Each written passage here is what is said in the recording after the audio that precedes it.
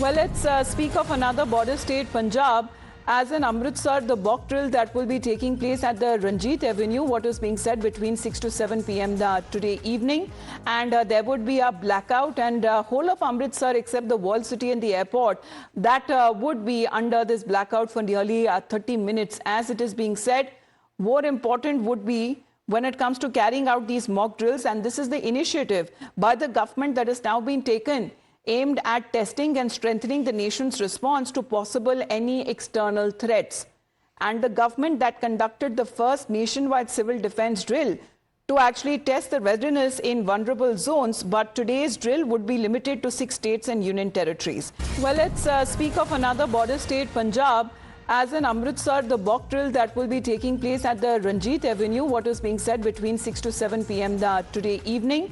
And there would be a blackout, and whole of Amritsar except the walled city and the airport, that would be under this blackout for nearly 30 minutes. As it is being said, more important would be when it comes to carrying out these mock drills, and this is the initiative by the government that has now been taken, aimed at testing and strengthening the nation's response to possible any external threats.